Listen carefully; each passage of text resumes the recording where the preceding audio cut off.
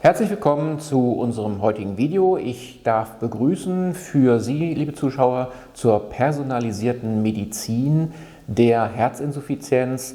Heute als Gäste Herrn Dr. Lüdde aus Bremerhaven, dort Kardiologe, in enger Kooperation mit Herrn Dr. Steen, auch Kardiologe, und zwar Kooperation im Bereich der Herz-MRT-Spezialisierung. Und ansonsten Kardiologe mit Herz und Seele, der also auch noch am Katheter steht und der im Grunde genommen auch noch den Ultraschallkopf in der Hand hat und den Patienten von innen und außen betrachtet und dabei eine besondere Spezialität auf dem Bereich der Amyloidose am Herzen hat. Seien Sie gespannt, was man hier aus allgemeinmedizinischer und kardiologischer Sicht bei der Herzschwäche für Sie erreichen kann. Bis gleich.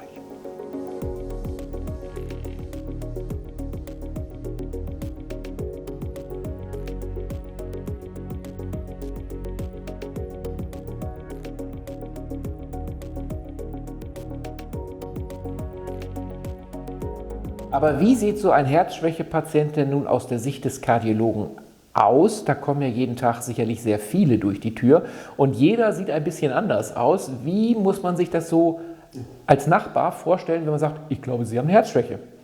Also die Herzschwäche ist ja keine Erkrankung, sondern wir nennen es ein Syndrom. Ist sozusagen eine Befindungsstörung, in die verschiedene Erkrankungen einmünden können, die sich aber doch recht typisch äußert. Das kann von leichten Formen bis zu schwersten Verläufen führen bereits am Anfang. Typische Beschwerden zu Beginn sind zum Beispiel verstärkte Müdigkeit. Sie haben schon gesprochen von Eindrücken der Socken in die Beine. Also Wasser in den Beinen ist so eine ganz typische anfängliche Beschwerdesymptomatik.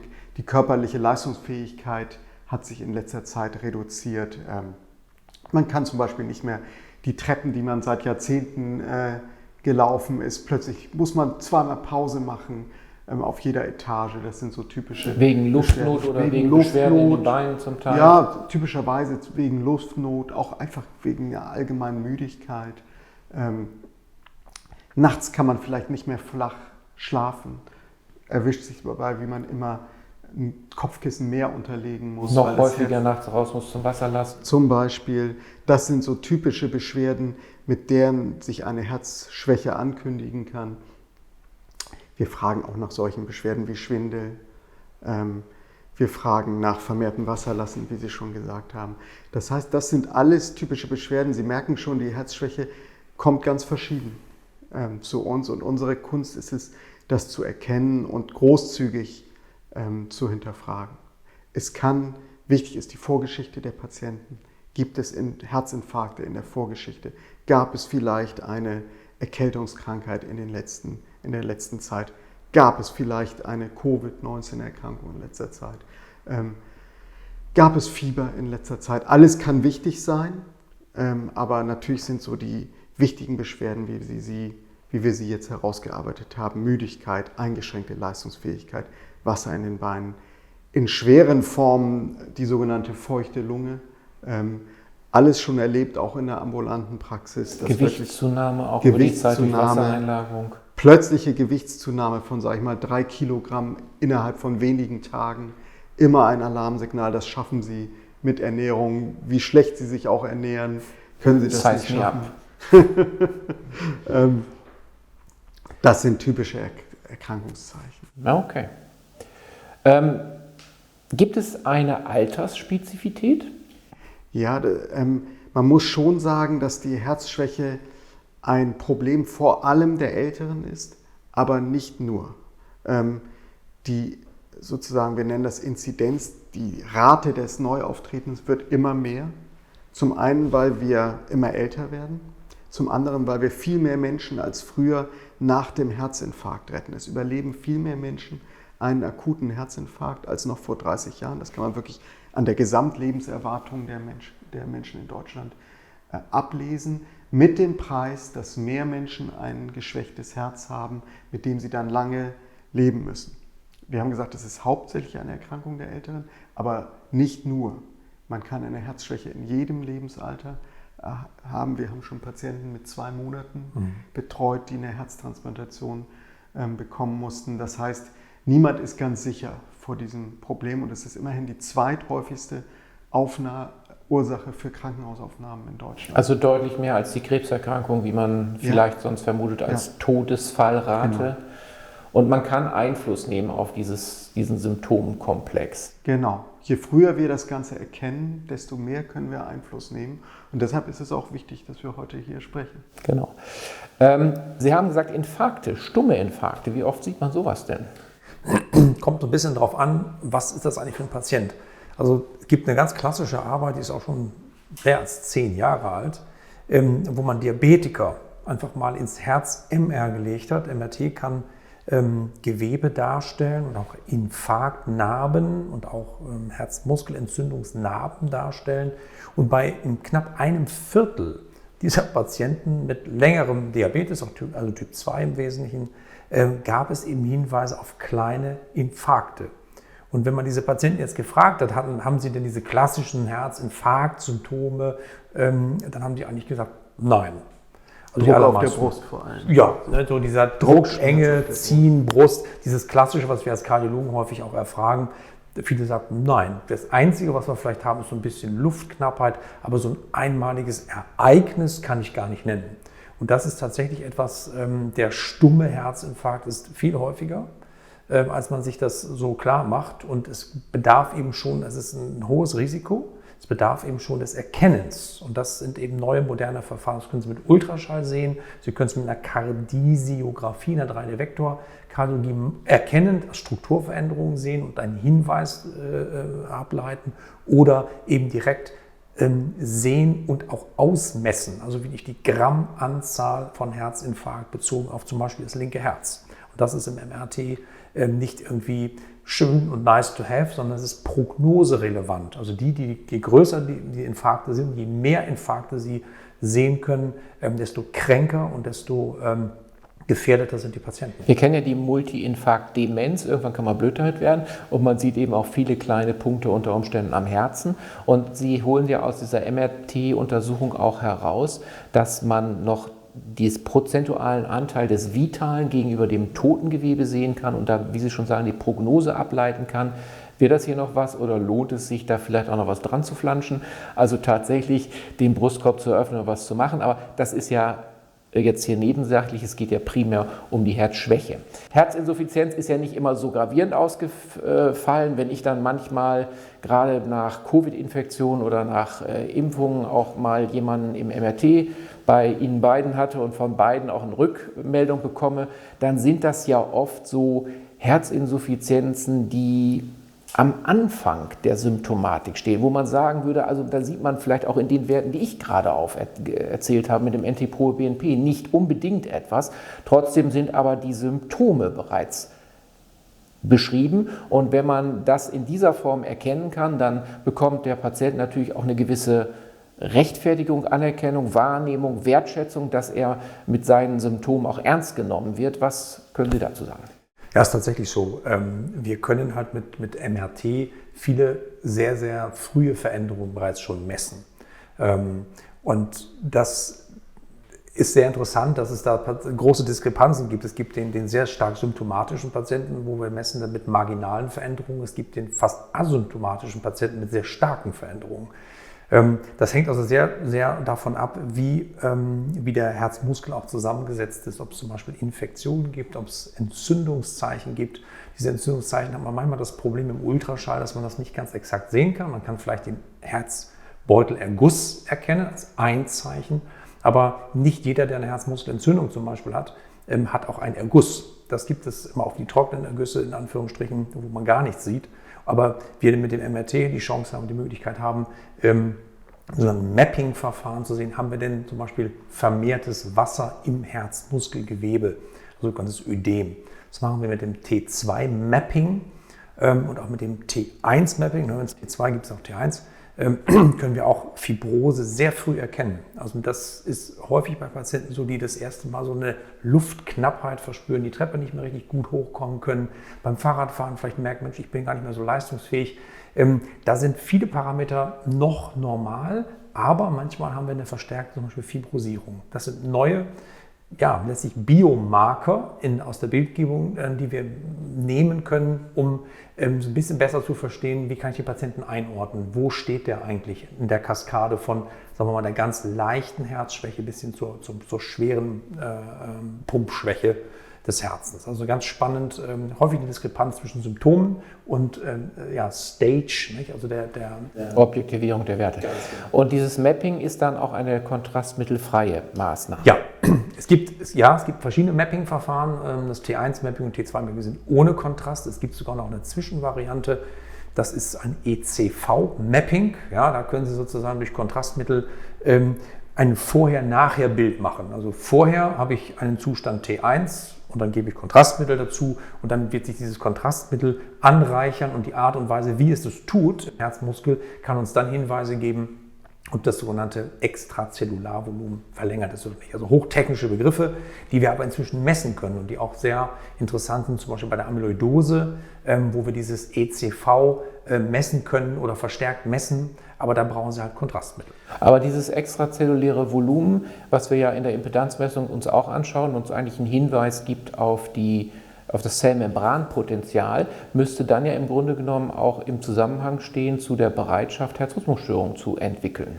Genau, also das sehen wir relativ häufig bei diesem erhöhten ECV. Das haben Sie ja vielleicht auch deshalb, wenn Sie Ödem haben, also eine so vermehrt Wasser haben, oder aber eine verstärkte Fibrosierung, also eine Veränderung der Zusammensetzung des Herzmuskels. Und immer dann, wenn wir eine veränderte Zusammensetzung des Herzmuskels haben, sei es Fibrose, sei es eine fokale, also an einer Stelle eine Narbe, sei es eben globalisiert, kann es eben verstärkt zu Rhythmusstörungen kommen. Jetzt haben Sie aber ja auch eine besondere Spezialität mit dem Mikrobiom und der Herzschwäche. Erzählen Sie unseren Zuschauern doch mal da so ein paar Highlights. Also darauf gekommen ist man eigentlich, Sie haben schon diesen Begriff Inflammation, also Entzündung erwähnt. Man ist im Prinzip eigentlich darauf gekommen, weil man weiß, dass auch die Herzschwäche an sich ist ein Zustand der Entzündung im Körper. Patienten mit Herzschwäche haben eigentlich chronisch immer einen Entzündungszustand, der gar nicht mehr richtig weggeht. Und natürlich hat man sich auch ein bisschen gefragt, woher kommt denn das bei den Patienten? Und da ist unter anderem, das hat auch verschiedene Gründe und wird weiter beforscht, aber da ist unter anderem der Darm auch in den Fokus geraten. Sie müssen sich vorstellen, bei der Herzschwäche ist es nicht nur so, dass das Herz, so lernen wir es im Studium, das Herz hat ein Problem, den Körper mit Nährstoffen und genug Sauerstoff zu versorgen. Das ist eigentlich die Definition des Ganzen. Da sprechen wir von einem Vorwärtsversagen. Das Herz schafft nicht, den Körper zu versorgen. Das Problem ist aber auch, dass sich das Blut vor dem Herzen staut. Das Herz hat ja auch die Aufgabe, das Blut aus dem Körper wieder, das verbrauchte Blut aus den Venen wieder anzusaugen und sozusagen dann wieder in der Lunge mit Sauerstoff anzureichern.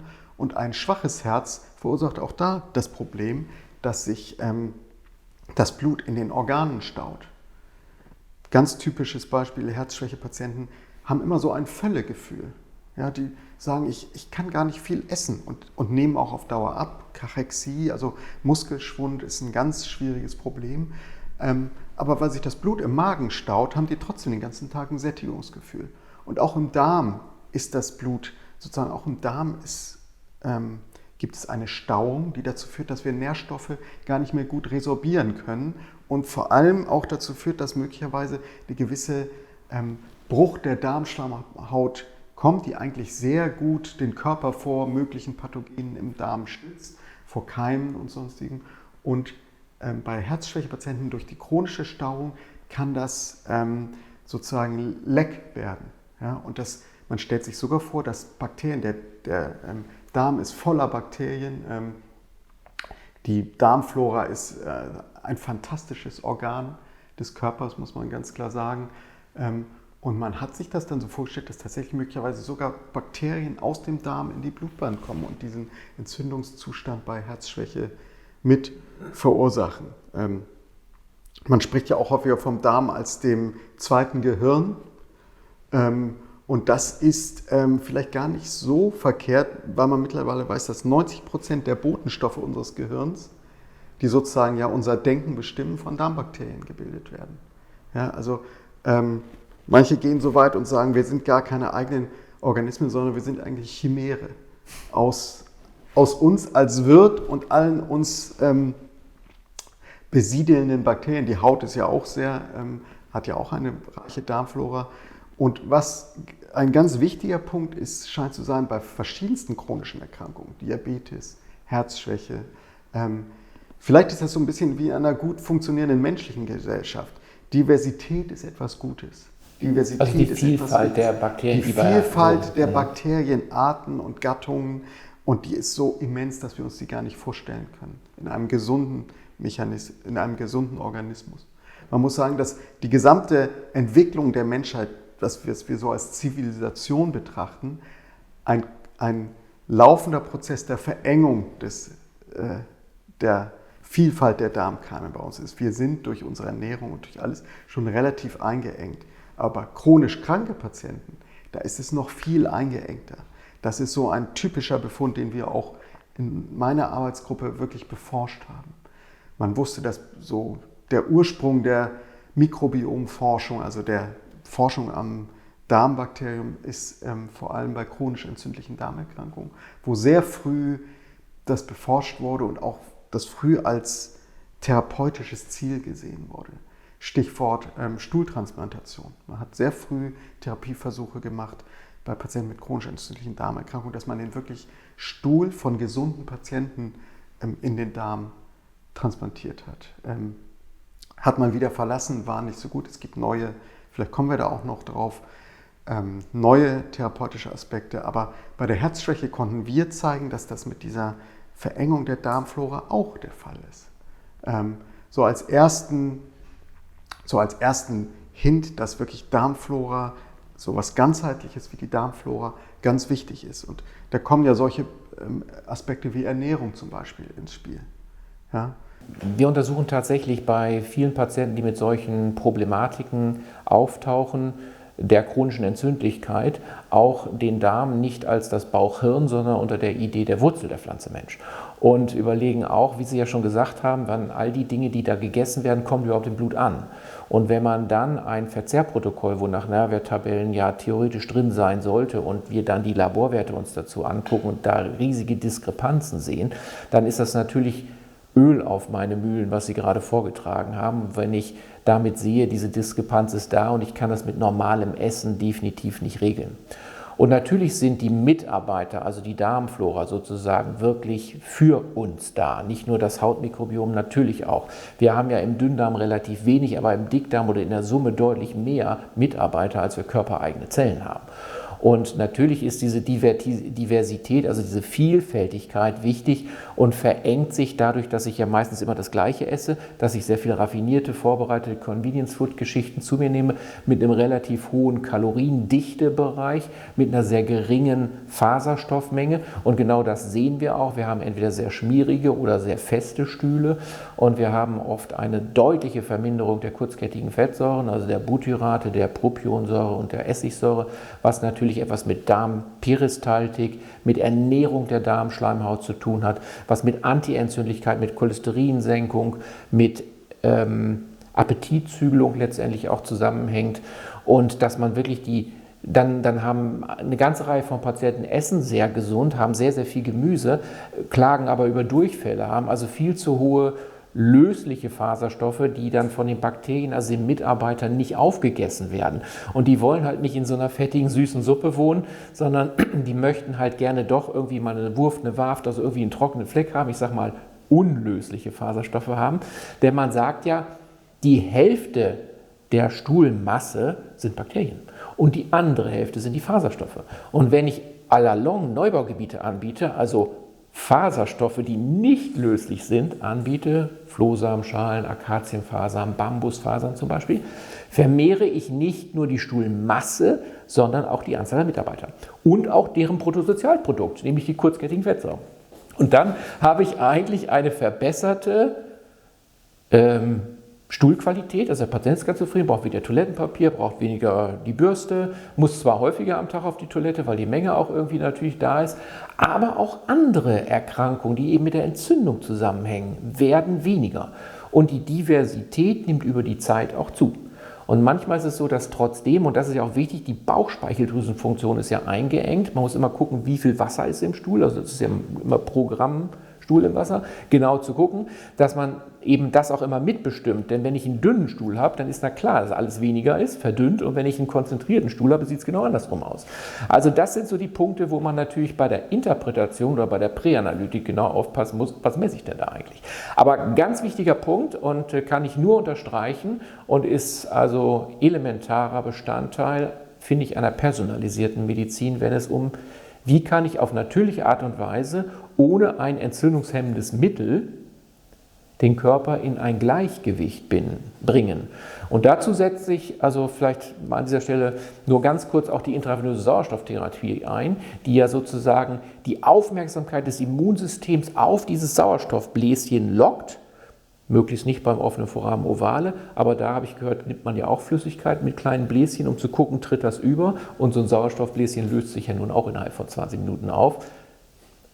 Also kann auch diagnostisch genutzt werden, ist aber nicht Sinn und Zweck der Sache. So, man sieht aber dann, dass die Zytokine, die also bei einem Parasiten auftreten, und viele Autoimmunerkrankungen verlaufen ja viel blander, auch die Entzündung wird viel blander, wenn ein Parasit dabei ist, und dass man hier diesen Pseudoparasiten hat und der frisst halt nicht die Mikronährstoffe weg, der hat kein Hygieneproblem, der ist nach 20 Minuten wieder weg, den kann ich dosieren, wie viel ich brauche, und kann nach dem Prinzip der Hormesis, also Reiz, Gegenreiz, steigern, dem Patienten dazu verhelfen, seine Dysbalance in diesem Immunsystem zu regulieren und über die vermehrte Prostazyklinbildung die Gefäßdichtigkeit zu verbessern und die Blutdruckregulation zu verbessern und häufig eben auch Ödeme auszuscheiden. Das heißt, es geht ja oft mit einer Diurese einher. Aber Thema Niere, das ist auch nochmal so ein Spezialthema von Ihnen, und ich glaube, da dürfen Sie nochmal einhaken. Ja, da möchte ich gerne kurz einhaken. Ich möchte nur dazu sagen, dass Sie eigentlich fantastisch so die aktuelle Richtung der Mikrobiomforschung insgesamt auch gleich mit erschlagen haben. Thema Stuhltransplantation ist es nicht bis auf ein einziges Krankheitsgebiet, sondern die Idee ist eher, was müssen wir erstmal zu identifizieren, was sind vielleicht Bakterien, Gattungen und Arten, die gut sind in einem bestimmten Krankheitsbild, die auch fehlen, wenn eine Erkrankung sich ausprägt, und was muss man zu sich nehmen, um vielleicht das Mikrobiom, um es mal ganz allgemein zu sagen, um das Mikrobiom positiv zu beeinflussen. Also da passiert gerade wahnsinnig viel. Genau, aber zum Thema Niere wollte ich auch kurz was sagen, weil wir auch gemeinsam in einem Netzwerk engagiert sind, das auch von der Deutschen Stiftung für chronisch Kranke gefördert wird, wo vermehrt Allgemeinmedizinerinnen, Allgemeinmediziner, Kardiologen und auch Nephrologen sich zusammensetzen, weil das wirklich, man spricht bei der Herzschwäche auch von der Herz-Nieren-Erkrankung, bei ganz vielen Patienten ein Problem ist. Gerade Patienten die vielleicht schon länger mit einer schwachen Niere leben müssen, sind besonders vom Auftreten einer Herzschwäche bedroht, und umgekehrt sind gerade auch Patienten mit einer Herzschwäche, die zusätzlich eine Nierenschwäche haben, prognostisch auch besonders bedroht. Es gibt da große Studien aus Amerika, die zeigen in Notaufnahmen, dass von allen Parametern, die wir von unseren Patienten erfassen können, der Wert, der die beste Vorhersagefähigkeit hat, wie es prognostisch mit dem Patienten ausgehen wird, der Harnstoff ist, also ein Nierenwert. Und keine Herzwerte, wir haben vorhin schon das ProBNP, das Troponin-T erwähnt, kein Ultraschallwert, noch nicht mal, was der Patient uns erzählt, sondern der Harnstoff ist per se genommen. Wir wollen natürlich alles vom Patienten wissen, aber wissenschaftlich gesehen ist der Harnstoff der beste prognostische Marker, und das zeigt einfach, wie eng Herz und Niere da zusammenspielen, und sowohl in der ersten Diagnostik müssen wir auf die Niere schauen und auch im Verlauf der Erkrankung ist es ganz wichtig, die Niere mitzuschauen. Und das ist mir ein besonderes Anliegen. Ich finde, es ist besonders sozusagen, wir haben ja gesagt, Herzschwäche ist vor allem eine allgemeinmedizinische Domäne und soll auch immer in der Hand des Allgemeinmedizinerinnen und Allgemeinmediziners sein, aber besonderes Anliegen, dass wir Nierenspezialisten und Herzspezialisten da zusammenkommen und wirklich gemeinsam arbeiten müssen. Wenn wir jetzt mal den Harnstoff uns anschauen und wir setzen den in die Beziehung zur glomerulären Filtrationsrate, dann gibt es bei der entsprechenden Nierenschwäche, wo die dann entsprechend eingeschränkt ist, natürlich, glaube ich, eine enge Beziehung zu dem Retentionsparameter Harnstoff und vielleicht auch noch Harnsäure. Wenn ich aber eine gute glomeruläre Filtrationsrate habe und der Harnstoff ist trotzdem hoch, dann gehe ich doch sicherlich eher von einer vermehrten Ammoniakbildung oder Fehlverdauung im Stuhl aus, der dann über Harnstoff entgiftet werden muss. Vielleicht ist es gut, dass Sie es nochmal sagen. Ich wollte jetzt nicht dazu einladen, diesen Marker im Blut Harnstoff isoliert zu betrachten. Das wollte ich nur als Beispiel geben, wie wichtig die Niere ist. Aber Sie sagen richtig, dass man so einen Marker, es gibt verschiedenste Dinge, die diesen Wert in die Höhe treiben können und auch zum Beispiel das Serum Kreatinin, das kennen vielleicht auch viele Patienten, und auch die Filtrationsrate, die ja im Endeffekt die Leistung der Niere wirklich widerspiegelt, spielen da eine wichtige Rolle. Ja, das muss alles gemeinsam betrachtet. Diese Cystatin-C-Messungen mit den Crea-Messungen, das hat ja nun auch so ein bisschen was mit Muskelmasse zu tun. Ja. Und Bodybuilder oder starke Menschen hauen sich noch Kreatin rein, die haben dann eine errechnete Filtrationsrate von oh Gott, oh Gott. Ja. Und so ein armes, sagen wir mal, kachektisches, also ausgezerrtes Mütterchen, also älterer Patient, hat dann einen tollen Filtrationswert, aber wenn man genau hinguckt, muss er eigentlich fast an die Dialyse. Genau, da muss man sagen, das Kreatinin wird durch solche Werte wie Muskelmasse ganz stark beeinflusst. Auch wie viel man sich bewegt hat. Sie haben gesagt, Muskelkater und sonstiges. Manche Bodybuilder schlucken sogar Kreatinin, weil sie sich davon Vorteile erhoffen. Das heißt, das sind alles Dinge, die wir immer im Zusammenhang werten müssen. Ja, und das ist mit Sicherheit besondere. Kardiologen messen nicht so häufig Cystatin zum Beispiel, das muss man ganz klar sagen. Wir betrachten auch nicht so oft zum Beispiel das Albumin, also so ein typisches Eiweiß bei Diabetikern am Anfang. Ich glaube, das ist so ein gemeinsames Patientengut, das wir sehen. Viele Allgemeinmediziner haben besonders diabetologische Kenntnisse, auch Patienten mit Niere, Patienten mit Herz. Da kommen diese Dinge, diese Gesamtbetrachtung, die Sie besprechen, ganz stark ins Spiel. Mir war es nur wichtig, diesen Begriff Niere einmal, weil wir jetzt über Darm auch gesprochen haben, besonders zu erwähnen. Auch Dr. Steen möchte, wenn wir gemeinsam MRT-Patienten untersuchen, möchte er einmal die Nierenwerte wissen. Ich glaube, zum Beispiel das Kontrastmittel, was wir im MRT verwenden, ist ja besonders nierenschonend. Ne? Trotzdem möchtest du das Kreatinin oder die Nierenwerte einmal wissen. Ja. Ne? Tatsächlich, was wir nicht brauchen, sind die also jodabhängigen Werte der Schilddrüse, das brauchen wir im MRT nicht. Aber tatsächlich, es gab früher eine Menge Kontrastmittel, die sehr, sehr toxisch waren, also giftig waren, wenn man immer eine ganz schlechte Nierenfunktion hat, dass diese Gadolinium-Präparate in dieser Form sind vom Markt seit 2018 und heute ist es tatsächlich so, ist es gar nicht mehr so entscheidend, wie diese GFR, also diese Filtrationsfunktion der Niere ist. Aber wenn sie zwischen 15 und 30, das ist so ein ganz ziemlich niedriger Wert, dann muss man sehr, sehr vorsichtig sein, ob man eben ein solches Kontrastmittel gibt oder nicht. Aber sagen wir mal, die Geschichten oder auch die Zeitungsberichte, wo zum Beispiel Gadolinium sich abgelagert hat im Gehirn, ist eben einer gewissen Art von Kontrastmittelzusammensetzung zuzuschreiben, die es heute nicht mehr gibt. Also Gott sei Dank können wir eben mit dem MRT sehr, sehr viele Patienten, auch mit Nierenschwäche, sehr gut und sehr sauber diagnostizieren und zum Beispiel gucken, ob es eine Durchblutungsstörung gibt oder nicht. Das ist so das Klassische, dass Nierenpatienten häufig auch diese Problematik haben von Herzinfarkt, was ja heute nicht unser Thema ist, aber das ist sehr, sehr, sehr stark. Und da ist es eben wichtig, dass wir mit nicht-invasiven, strahlungsfreien und möglichst nierenschonenden Verfahren sehr, sehr exakte Diagnostik betreiben. Die Niere und die Blutarmut. Also wer zu wenig Blut hat, zu wenig Sauerstoffträger, zu wenig Hämoglobin hat natürlich auch Probleme mit dem Transport des Sauerstoffs und dem Abtransport von Kohlendioxid. Und Eisen hat ja eine besondere Bedeutung in Bezug auf Herzleistung. Jede Zelle braucht Eisen, auch die Mitochondrien, können wir vielleicht nachher noch darauf zu sprechen kommen. Aber auch manche Leute haben ja genügend Eisen und trotzdem zu wenig rote Blutkörperchen. Was hat die Niere damit zu tun und was das Herz? Also prinzipiell ist es so, dass eine deutlich eingeschränkte Niere ja auch ein Problem hat, Blut zu bilden. Weil das ein wichtiges Hormon, das wir dafür brauchen, ist ja das Erythropoietin und das wird in der Niere gebildet. Das wird schlechter, wenn die Niere schlechter ist. Jetzt allein aus dem Standpunkt des Herzschwächespezialisten interessiert mich das Hämoglobin gar nicht, sondern etwas ganz anderes. Es gibt schöne Daten, es ist sogar schlecht, zum Beispiel Patienten mit Herzschwäche Erythropoietin zu geben. Damit schaden wir ihnen mehr, als dass wir nützen. Eine wichtige Ursache ist, dass es viel wichtiger, wie hoch jetzt der rote Blutfarbstoff im Körper ist der Eisengehalt. 50% der Patienten mit Herzschwäche haben einen Eisenmangel und der ist auch prognostisch relevant bei diesen Patienten. Das heißt, Patienten mit diesem Eisenmangel haben eine schlechtere Lebenserwartung als Patienten ohne Eisenmangel. Und die Krux des Ganzen ist, dass wir halt nicht nur Eisen in unserem Blutfarbstoff, dem Hämoglobin, haben, sondern dass fast alle Hormone, die im Herzen aktiv sind, die sozusagen im Herzmuskel wirken, eisenabhängig sind.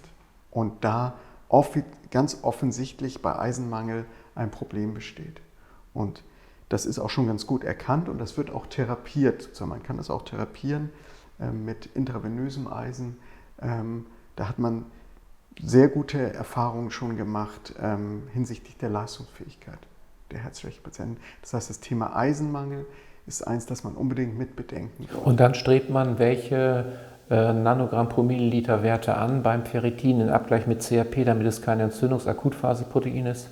Also wir sprechen von einem Eisenmangel mit einer Transferinsättigung kleiner 20% oder einem Ferritin zwischen 100 und 300. Das heißt, wir wollen es eigentlich in den normalen Ferritin, den Eisengehalt des Körpers sozusagen laut Fachgesellschaft in der Kardiologie, sie machen es vielleicht trotzdem, aber brauchen wir in der normalen Praxis nicht zu machen. Uns reicht dieser Ferritinwert, den Sie gesagt haben, und sozusagen das Speichereisen des Körpers nachbringt. Und Sie haben auch schon richtig erwähnt, wir haben gesagt, Herzschwäche ist ein Entzündungszustand. Entzündung macht die sogenannten akute Phase-Proteine hoch. Das heißt, das kann ein Stück weit ein gutes, und Ferritin ist ein akute Phase-Protein, ein Eiweiß, das in Entzündung vermehrt gebildet wird. Und das kann einen ausreichenden Eisenspiegel des Körpers vortäuschen, ohne dass das wirklich so ist. Deshalb immer noch die Eisensättigung des Transporteisens des Körpers mitbestimmen. Wir nennen das Transferinsättigung, sozusagen den Eisengehalt des Transporteisens. Und damit kriegen Sie es raus. Machen wir auch immer, und wenn es gar nicht geht, noch den löslichen Transferinrezeptor dazu, auch das als Option. Ja. Aber es ist eben auch wichtig, wenn man kontrolliert, dann darf man nicht heute infundieren und morgen kontrollieren, sondern dann müssen je nach Infusionsmenge auch Zeiten dazwischen liegen. Also bei 500 Milligramm sicherlich 6 Wochen, und wenn ich 62,5 oder 100 Milligramm nehme, dann müssten es mindestens 2 Wochen sein, sonst messe ich das, was ich gerade getan habe. Das ist vielen nicht bewusst. Und man muss sich auch klar machen, bei einer chronischen Entzündung bildet die Leber Hepzidin, und Hepzidin verhindert, dass aus dem Darm bei oraler Ergänzung das Eisen aufgenommen werden kann, und wenn ich es täglich mache, noch viel mehr. Und das ist auch vielen nicht bekannt, weil die meisten Patienten, die zu mir kommen, sagen, ja, will mein Arzt mir nicht verschreiben, ich soll das mit oralen Tabletten machen. Und das ist ein Zusammenhang, der muss einfach auch, glaube ich, klar kommuniziert werden. Und dann kann man, glaube ich, diese New York Heart Association Leistungsstufen der Herzschwäche dann tatsächlich um 1 oder 2 schon innerhalb weniger Wochen verbessern. Was würde man jetzt nach so einer Eiseninfusion vielleicht auch im Herz-MRT dann erwarten? Was würde dann passieren, Herr Dr. Steen? Also das Eisen selber messen kann man im Muskel schlecht. Das ist schwierig. Es gibt Erkrankungen, wo man tatsächlich massive Eisenablagerung hätte. Dann könnte man ein Mapping-Verfahren, eine deutliche Veränderung dieser Mapping-Zeiten sehen. Also Hämochromatose-Art? Ganz genau. Das ist so, aber das ist bei einer Eiseninfusion nicht der Fall. Es gibt aber sehr schöne Daten, wenn Sie einen Plaque wiederum haben, also eine Atherosklerose, eine Inflammation, also eine Entzündung der Gefäßwände, dann haben Sie unter anderem auch Makrophagen. Und diese Makrophagen lieben es geradezu, gewisse Partikel, nämlich so Teilchen von Eisen, eben in diesen Infusionen aufzunehmen. Und dann haben Sie manchmal den Effekt, dass Patienten nach einer Eiseninfusion eine ganz schwarze Aorta haben.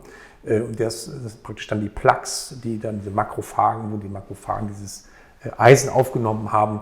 Und dann sehen Sie, okay, das ist eine deutliche Entzündungsaktivität im Plaques. Und das ist natürlich auch mal ein schlechtes Zeichen, wenn wir so eine starke Inflammation haben in den Plaques.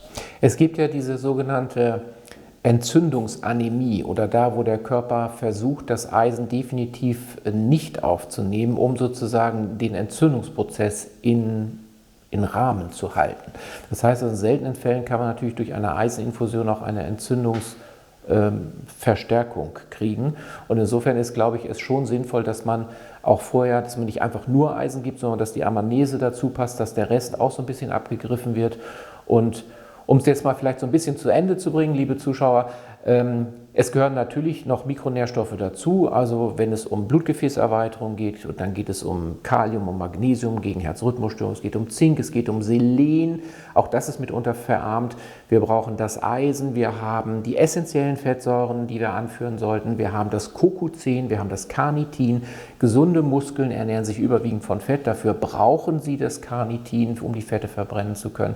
Wir brauchen das CoQ10, um die Elektronen an Schritt 1, 2, 3 der Atmungskette durchzuschieben. Es gibt in jedem Eisen, in jedem Komplex der Atmungskette Eisen und es gibt viele weitere Mikronährstoffe, Kofaktoren, die dann am Ende auch, ich kann ja noch so viel essen und dazu packen, wenn die Elektronen nicht zum ATP, nicht zu unserem Brennstoff werden, dann hilft uns das alles nichts.